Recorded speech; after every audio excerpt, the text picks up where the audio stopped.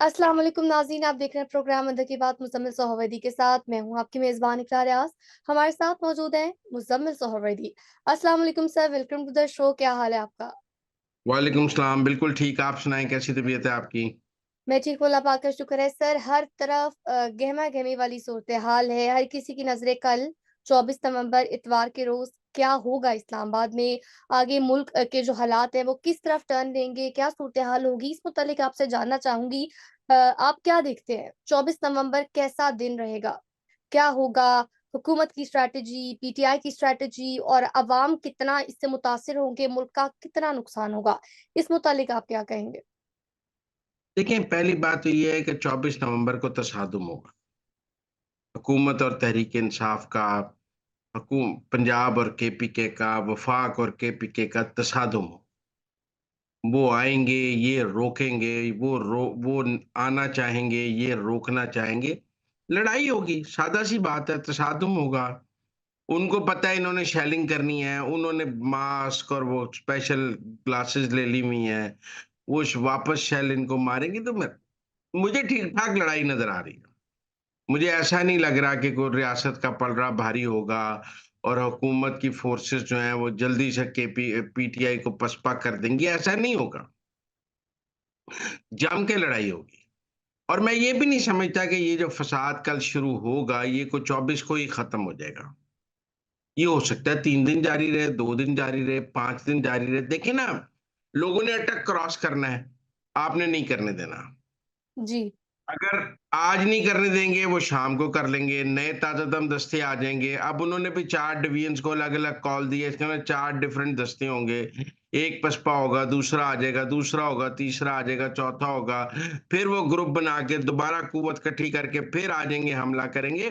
तो मुझे लगता है ये एक मुसलसल अमल होगा। ऐसा नहीं है कि पिछली दफ़ा की तरह कि एक गंडापुर का काफ़िला है, आपने रोक लिया तो रुक गया, ना रुका।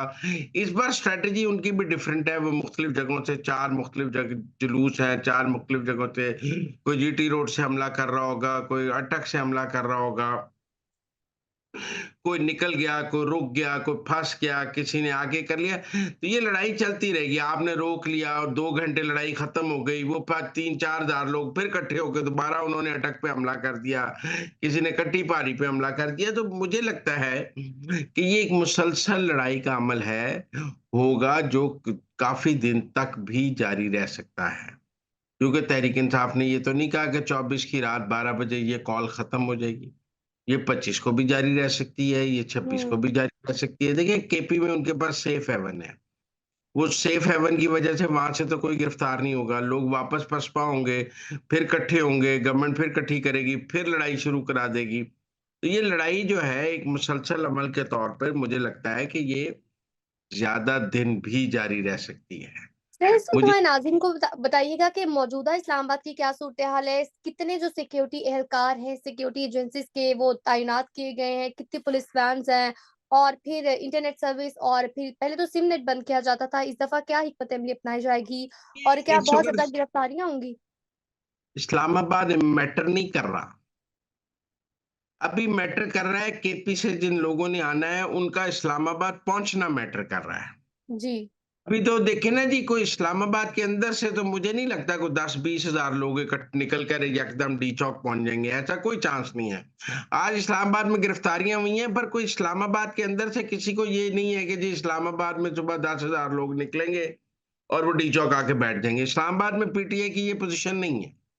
ना इस्लामाबाद के अंदर ये पोटेंशियल है कि वहां से कोई 5-10 हजार लोग डी चौक भर लें आकर। नहीं, 100-200-300 आते होते हैं। 400 उनमें से 200-300-400 आज पकड़ लिए हैं, 100-200 कल पकड़ लेंगे। Islamabad is not an issue. Issue है जो ओके। केपी से जत्थे आने हैं, उन जत्थों की और पंजाब गवर्नमेंट की जो अटक पे लड़ाई होनी है, वो उस लड़ाई में कितना नुकसान होता है।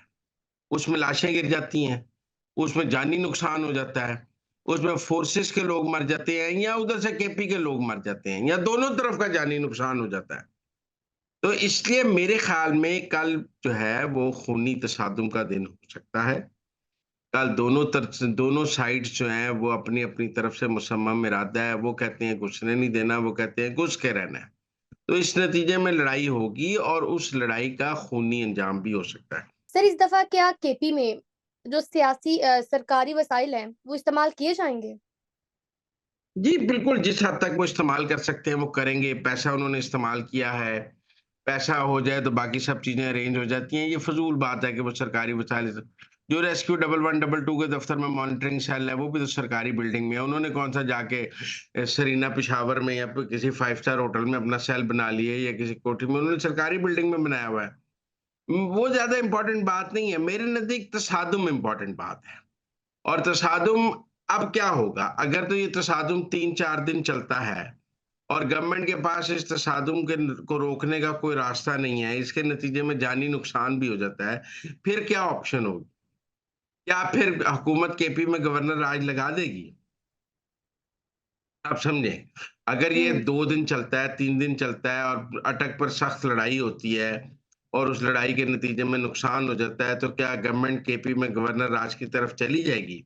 क्योंकि इससे पहले तो गंडापुर ने गवर्नर राज को अवॉइड किया है एस्टेब्लिशमेंट के साथ मैच को फिक्स करके। मतलब वो डी चौक पहुँचकर गायब हो गए, फिर 30 घंटे गायब रहे। फिर उन्होंने इससे पहले एक दफ़ा तकरीर के बाद वो गायब हो गए, तो वो किसी न किसी तरह एस्टेब्लिशमेंट को भी मना लेते हैं और पीटीआई की तरफ भी चलते हैं।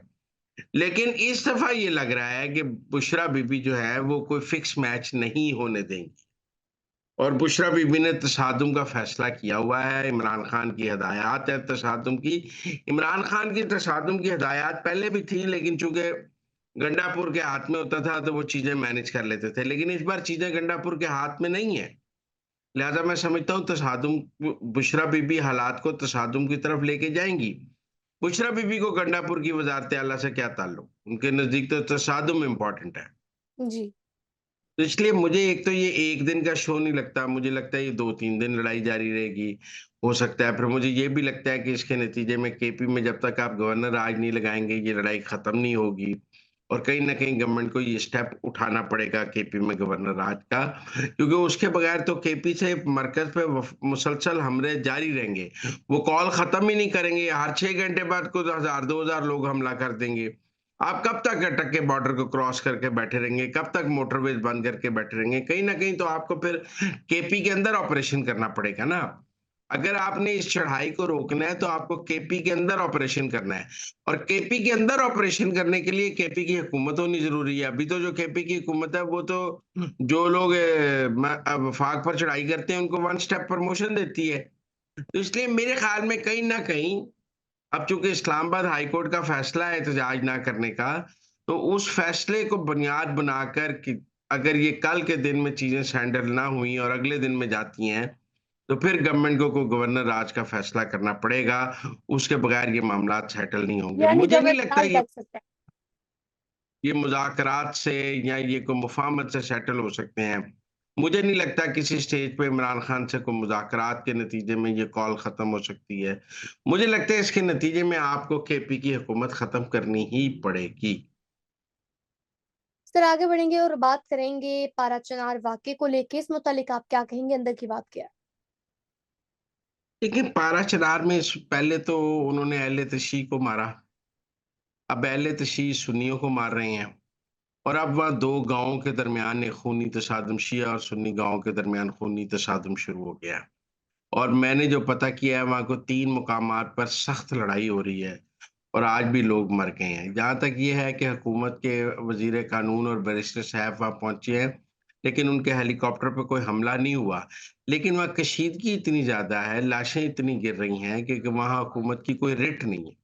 वहाँ फ़ौज भी मौजूद है, लेकिन फ़ौज की भी कोई रिट नहीं है, फ़ौज भी ये लड़ाई रोकने की पोज़ीशन में नहीं है। वहाँ लेवीज़ है, रेंजर्स है, पुलिस है, लेकिन कोई भी इस लड़ाई में इस लड़ाई को रोकने के लिए कोई किरदार अदा नहीं कर रहा।